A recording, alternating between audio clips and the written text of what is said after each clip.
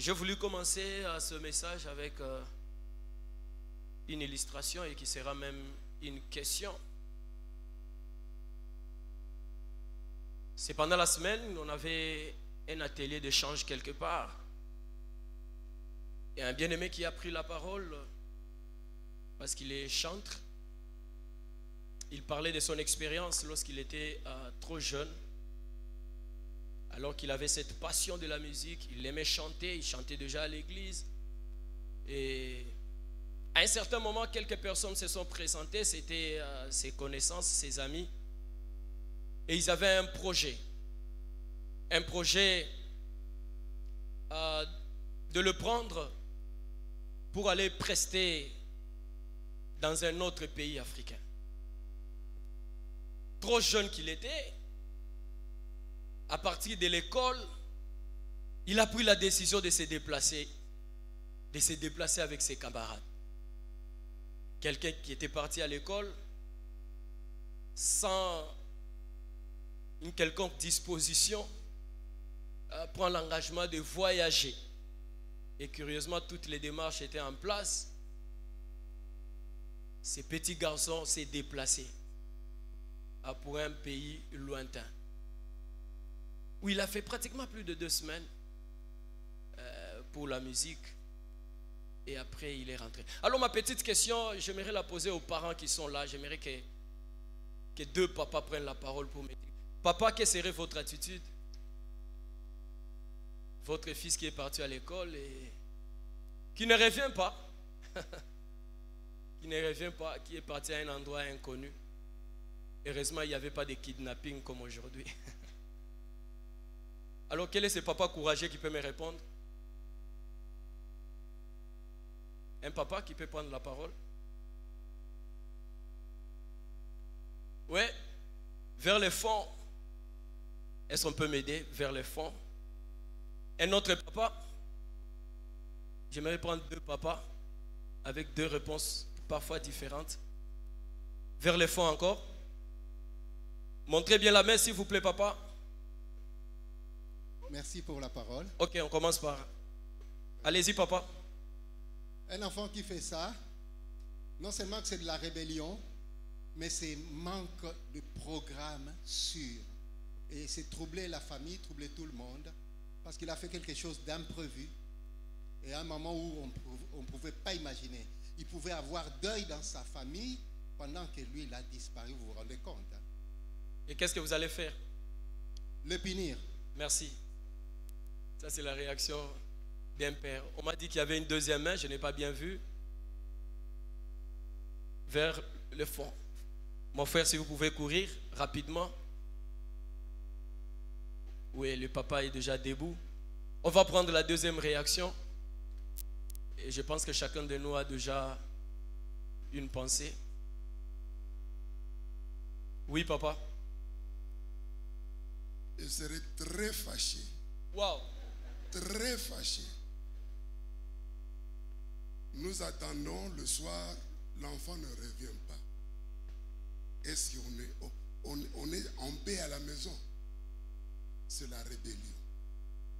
À son retour, je le frapperai. Une sous-question, papa. Une sous-question, restez avec le micro. Et pendant cette laps de temps, il n'est pas encore rentré. Quelle est votre attitude? Mais on va le chercher. Ouais. On va le chercher. Donc nous n'avons pas la paix. Nous n'avons pas la paix. Il y aura un avis de recherche. Merci. Est-ce qu'on peut acclamer pour les Seigneurs? Il y aura un avis de recherche. Alors prenez avec moi 1 Samuel chapitre 9. Nous allons faire la lecture à partir du 1er verset. C'est le 5e verset qui nous concerne plus. Mais nous allons faire la lecture à partir du 1er verset. 1 Samuel chapitre 9, 1 à 5. Il y avait un homme de Benjamin nommé Kis, fils d'Abiel, fils de Téror, fils de Bécorat, fils d'Aphiach, fils d'un Benjamite. C'était un homme fort et vaillant. Il avait un fils du nom de Saül, jeune et beau, plus beau qu'aucun des enfants d'Israël, et les dépassant tous de la tête. Les ânesses de Kis, père de Saül, s'égarèrent, et Kis dit à Saül, son fils, prends avec toi l'un des serviteurs, lève-toi, va et cherche les ânesses. Il passa par la montagne d'Éphraïm et traversa le pays des Chalisha sans les trouver. Ils passèrent par le pays des Chalim et elles n'y étaient pas. Ils parcoururent le pays de Benjamin et ils ne les trouvèrent pas. Le verset 5e qui nous concerne plus ce matin. Ils étaient arrivés dans le pays des Toufs lorsque Saül dit à son serviteur qui l'accompagnait: viens, retournons, de peur que mon père, oubliant les ânesses, ne soit en peine de nous. Église, nous disons Amen. De peur que le père, oubliant les ânesses, qu'il soit en peine de nous. C'est la crainte de Saül, c'est l'attitude de Saül. Il s'est mis à réfléchir à la place de son père. Oui, c'est vrai, il était envoyé par son père pour chercher les ânesses. Mais après un temps, il se rend compte que jusque-là, nous ne retrouvons pas les ânesses. Alors il y a quelque chose à faire. Nous devons rentrer vers le père. Et il s'est dit, certainement, il est en peine. À un certain moment, le père ne va plus considérer les ânesses, mais il sera en peine de nous. Comme pour dire que la valeur d'un être humain va au-delà de tous les biens matériels que nous pouvons posséder. Oui, tu peux perdre la voiture, ça ne sera pas égal à le fait de perdre un enfant. Tu peux perdre l'argent, des richesses. Tu n'auras pas le même chagrin que la personne qui va perdre un enfant. C'est mettre en peine. Et la Bible Vie Nouvelle nous dit: sinon, mon père oubliera les ânesses et s'inquiétera pour nous. Voilà. Le père va s'inquiéter. Le père aura des soucis. Le père, en d'autres termes, va souffrir dans son cœur sur une personne qui n'est pas à l'endroit voulu. Oui, il était parti à l'école. Normalement, il devrait rentrer à la maison. Et notre papa a parlé de la paix. Le père va manquer de paix. Il est 12h15, il est 12h30, il est 13h, l'enfant ne revient pas. Il est 18h, il ne revient pas. Un jour passe, 2 jours, ça fait 5 jours passés. Il y aura un avis de recherche parce qu'il y a un souci fort dans le cœur. Nous sommes en train de chercher notre enfant. Et je pense que c'était l'attitude de Kis, le père de Saül.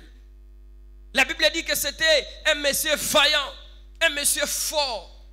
Mais je découvre ici, non seulement qu'il était vaillant, qu'il était fort, mais il était également un père responsable. Parce que si Saül peut avoir une telle attitude dans son cœur, c'est qu'il avait constaté les qualités de son père. Kis était le genre de père qui suivait de près l'éducation des enfants. Kis, c'était le genre de père qui pouvait savoir le déroulé de la journée de l'enfant. Il pouvait faire un suivi.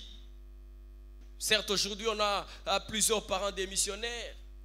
Tu vas trouver des enfants sur la route. Tu te demandes s'ils ont réellement de parents. Mais qui c'était responsable? Église du Seigneur, ce matin, je suis en train de prendre l'exemple de Kis comme un père responsable. Et tous ici, nous avons un père qui est responsable au ciel. Il s'appelle notre Dieu. Il est le père responsable. Il est plus que Kis. Dieu est donc notre père. Et Dieu peut également se mettre en peine de nous. Raison pour laquelle le thème de ce matin, je l'ai intitulé « Que l'Éternel ne se mette pas en peine de nous ». Que l'Éternel ne se mette pas en peine de moi.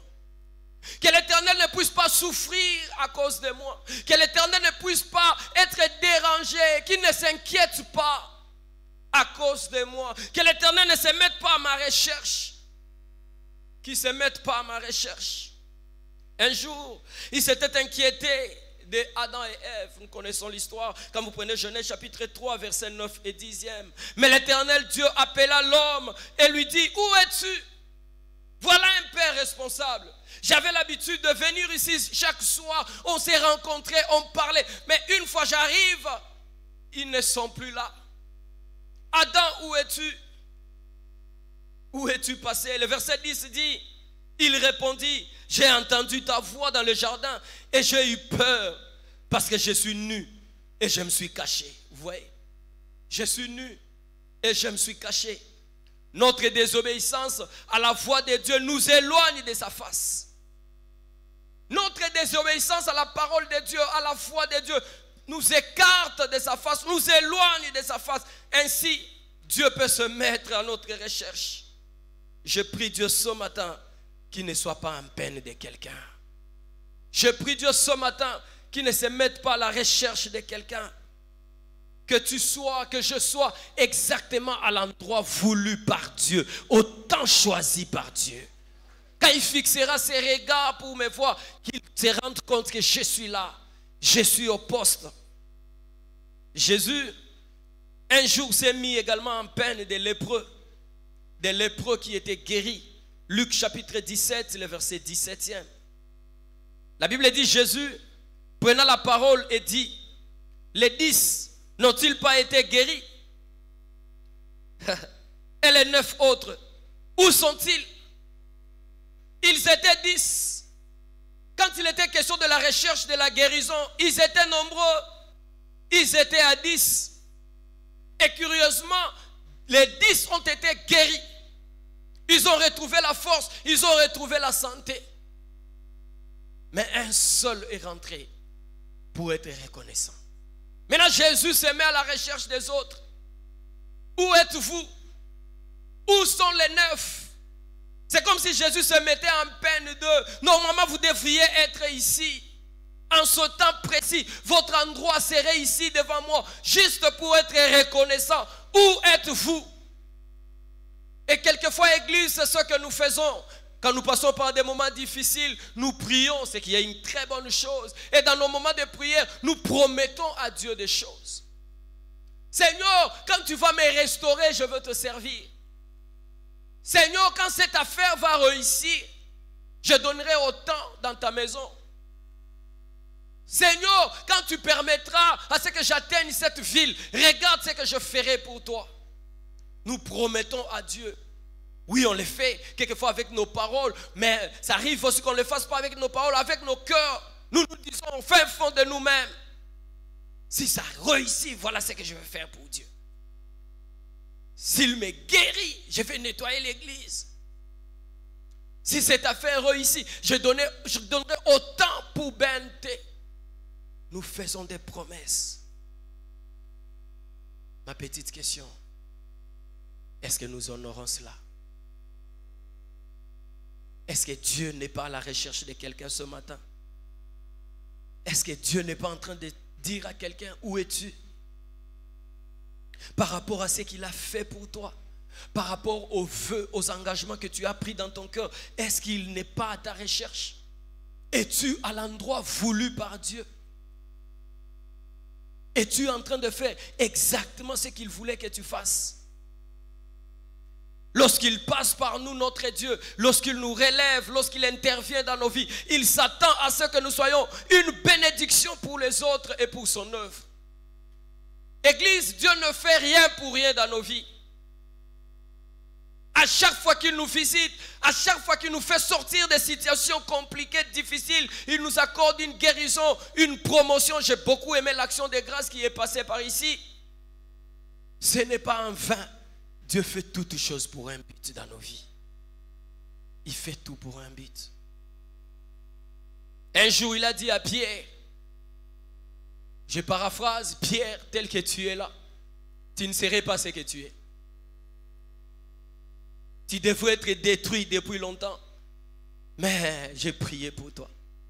Mais ce qui est vrai, Pierre, quand tu seras affermi, ne garde pas ça pour toi seul. Pierre, qu'est-ce que tu dois faire? Tu dois affermir les autres. Pierre, tu es passé par des temps compliqués, tu es passé par des temps difficiles. Tu voulais même tomber, mais je t'ai soutenu pour un but, pour que quand tu seras relevé, que tu soutiennes quelqu'un d'autre qui sera en train de tomber. Que tu ne te moques pas de lui, mais que tu puisses le soutenir. Pierre, tu es passé par le chômage. Ça fait 15 ans. Tu connais ce que ça signifie quand on parle de chômage, Pierre. Mais je t'ai fait sortir de là. C'est pour qu'en travaillant, que tu puisses avoir les soucis, les fardeaux d'une autre personne qui passerait par le chômage. Que tu ne te moques pas de la personne, mais que tu sois un encouragement.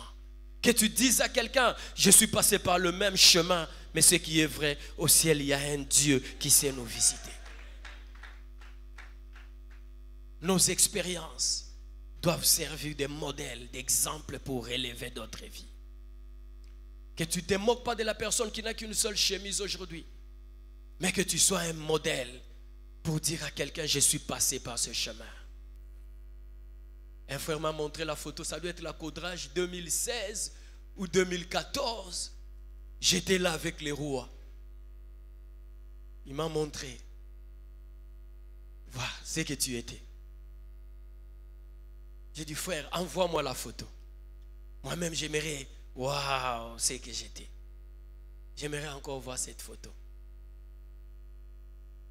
Et pour moi, c'était un encouragement au frère pour lui dire, ce que tu es aujourd'hui n'est pas la fin de ton histoire. N'est pas la fin de ton histoire. Le même Dieu de la jeunesse là qui nous a soutenus, qui a transformé un peu nos vies, parce qu'il y a d'autres transformations qui vont encore venir. Ce même Dieu va te transformer encore. Pierre, une fois que tu es relevé, deviens une bénédiction pour les autres. Deviens un encouragement pour plusieurs. Et au premier point, j'aimerais parler de lorsque Dieu est en peine pour nous. Lorsque Dieu se met en peine pour nous. Lorsque Dieu se met en peine pour nous, nous devenons un problème. Nous devenons un problème pour nous-mêmes et nous devenons un problème pour notre société qui nous entoure. Les deux papas qui ont pris la parole ont eu un point d'accord, tous deux. C'est qu'un tel enfant qui s'en va comme ça est en train d'ôter la paix dans la famille. Il doit être puni. L'enfant doit être puni. Il faut qu'il y ait une sanction.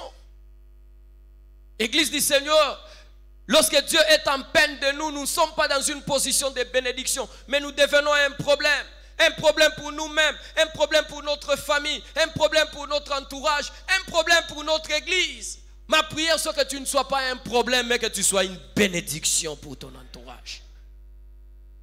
Je vois ça dans la vie de Jonas. Jonas évite la mission connue par Dieu et connue par lui-même. Mais il évite la mission. Jonas s'en va ailleurs. Et Dieu était en peine de Jonas.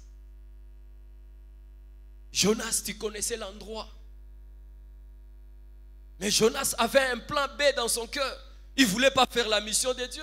Il ne voulait pas que Ninive soit sauvée. Et il est allé ailleurs. Et Dieu se mettait en peine de Jonas. Je l'ai envoyé pour le salut de ces gens-là. Mais regarde là où il est parti. Et Jonas est devenu un problème.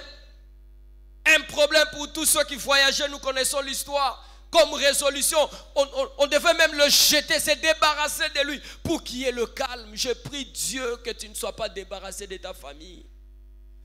Je prie Dieu que le monde tout autour de toi ne te débarrasse pas parce que tu es encore utile entre les mains du Seigneur. Je prie Dieu qu'il te récupère ce matin. Si tu es dans ce tableau de Jonas, que tu reviennes. Jonas chapitre 4. Dieu fait pousser un petit arbre tout autour de Jonas alors qu'il était fatigué, il était épuisé, il faisait chaud. Dieu fait pousser ce petit arbre. Et ça servait d'ombrage pour Jonas. Alléluia. Jonas est devenu un problème. Et Dieu fait pousser ce petit arbre. Et Jonas était abrité, ça lui faisait tellement du bien. Il était à l'aise, il était content. Je trouve la vie sauve. Et après un temps, Dieu a envoyé des fourmis, je puis parler ainsi, pour couper ces petits arbres. Et quand Jonas a constaté que l'arbre n'était plus, sa couverture n'était plus, Jonas s'est mis en peine. De quoi? De cet arbre-là. Et Dieu est retourné vers Jonas, lui dit, Jonas, tu es maintenant en peine de cet arbre qui est poussé juste pour un temps et qui est parti. Mais tu n'as pas voulu te mettre en peine de ces grands nombres qui devraient retrouver le salut. En d'autres termes, Jonas, la peine que tu as sur l'arbre devait être inférieur de la peine que tu devrais avoir sur les âmes qui sont perdues. Pourquoi? Parce que Jonas était en train de dévier sa mission. Je prie Dieu qu'il te donne la force d'accepter ta mission, de pouvoir la vivre dans l'entièreté. Nous n'avons pas tous la même mission sur terre, mais au moins dans ton domaine, dans ta mission, que Dieu te soutienne, que Dieu te donne la force, que tu puisses répondre à ton appel, que tu sois exactement là où Dieu te voulait. Jonas. La deuxième personne que je vois qui n'était pas à son lieu et qui est devenue un problème, c'est David. Dans 2 Samuel chapitre 11, le verset 1er. 2 Samuel chapitre 11, le verset 1er. J'aime bien l'introduction de ce verset.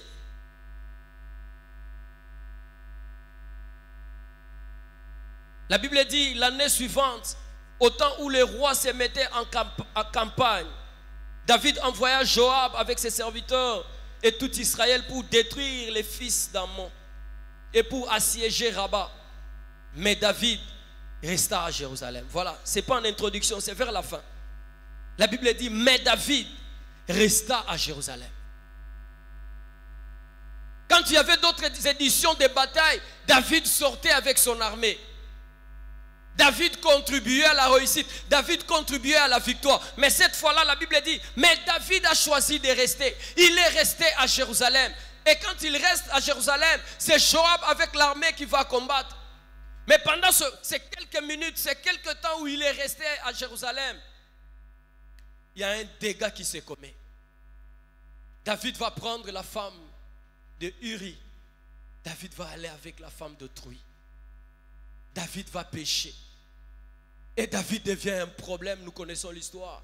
Un problème d'abord sur lui-même, un problème sur sa famille, un problème sur tout Israël.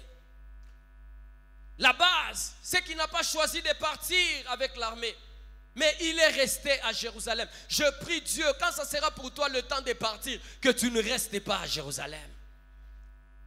Quand le Seigneur te voudra au centre, que tu ne sois pas à l'est. Quand Dieu te voudra au sud, que tu ne sois pas au nord. Parce que dès que tu es au nord, c'est le mal qui va te guetter. Et quelquefois, c'est ce que nous faisons. Le mercredi, le Seigneur t'attend ici, mais tu te retrouves ailleurs. Le vendredi, le Seigneur t'attend ici, mais tu es ailleurs. Le dimanche, Dieu a besoin de toi dans sa maison, mais tu es ailleurs. Et vous allez constater que pendant ce temps, alors que nous évitons d'être là où Dieu nous voulait, souvent, nous sommes dans le péché. Pas toujours, mais souvent. C'est quelque chose qui va venir et qui va chercher à couvrir ton vide. Et pour David, c'était le péché. J'aimerais parler à un David. C'est que tu peux bien éviter ces péchés-là. Tu peux bien éviter. Question seulement d'être là où Dieu te veut. 1 Corinthiens chapitre 10, le verset 12e.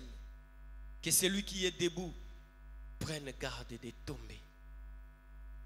Si tu penses être debout, alors prends garde de tomber. Mais si tu penses que tu étais tombé quelque part, ce message, c'est pour que tu puisses te relever. Au deuxième point, j'aimerais parler rapidement de lorsque Dieu nous trouve, lorsque nous répondons à son appel, lorsque Dieu nous trouve, alors nous devenons une bénédiction pour nous-mêmes et aussi une bénédiction pour les autres. Et je vois ça dans ces 4 personnages, Pierre, André, Jean et Jacques, regroupés en 2. Il y a d'un côté Pierre et André et de l'autre côté Jean et Jacques. Quand vous prenez Matthieu chapitre 4, le verset 20 et le verset 22. J'aime ce mot qui revient dans ces 2 versets, aussitôt. Est-ce que quelqu'un peut dire après moi, aussitôt? Est-ce que l'église peut répéter après moi, aussitôt? Oh, je prie Dieu que tu puisses conjuguer un aussitôt dans ta vie lorsqu'il est question de l'appel de Dieu.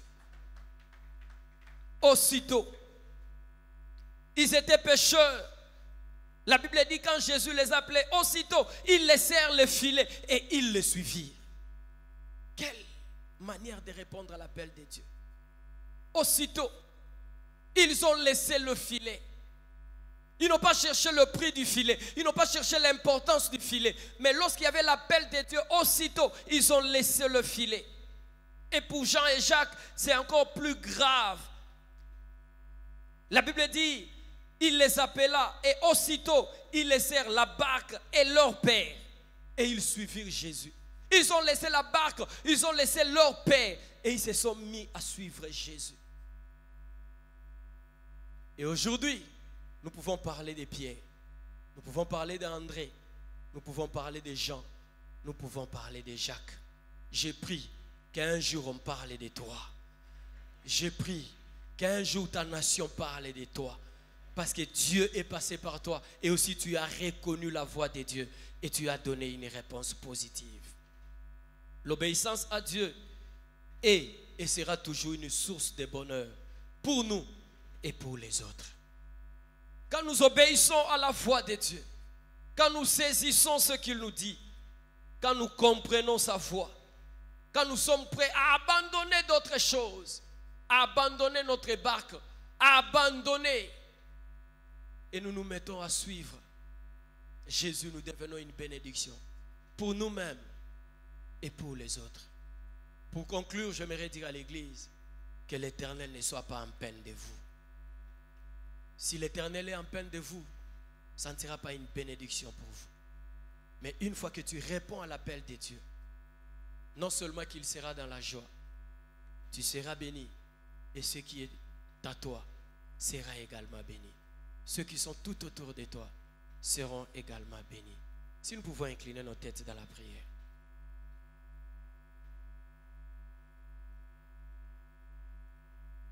J'aimerais lancer ces deux appels avant de laisser la parole. Premièrement, demandez à celui qui pense être ailleurs.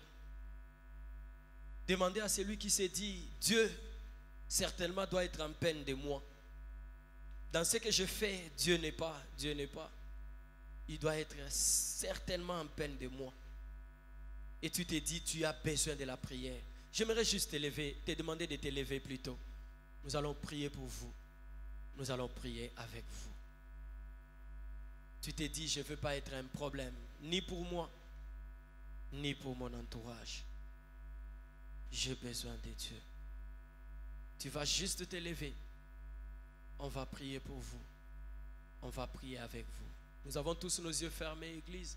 Ce n'est pas important de voir qui s'élève, qui ne s'élève pas. Ça se passe dans nos cœurs. Ça se passe dans nos cœurs.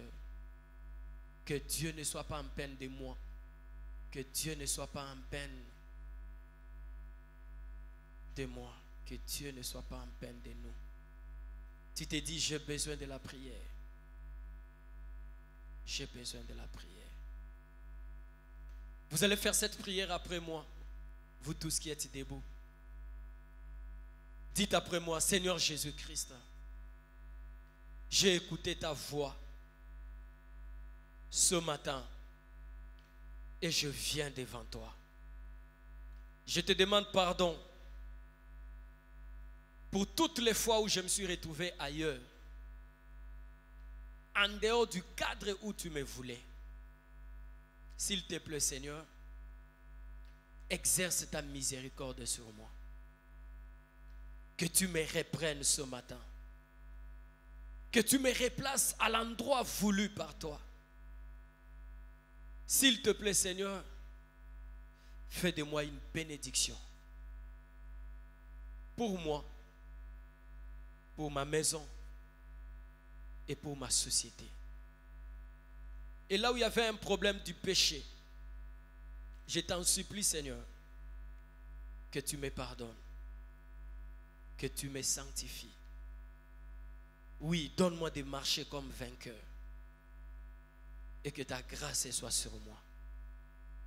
Au nom de Jésus-Christ. Deuxièmement, je vais demander à celui qui pense être debout et qui veut encore rester debout. Oui, tu penses être debout et ton souhait, c'est de rester encore debout. Tu veux dire au Seigneur, tiens-moi par ta main et fais de moi une bénédiction pour plusieurs. Tu vas également t'élever. Tu vas également t'élever. Et je vais inviter le pasteur Freddy qui va prier pour nous tous qui sommes debout. Qui va prier également pour les offrandes. Pasteur Freddy va prier pour nous.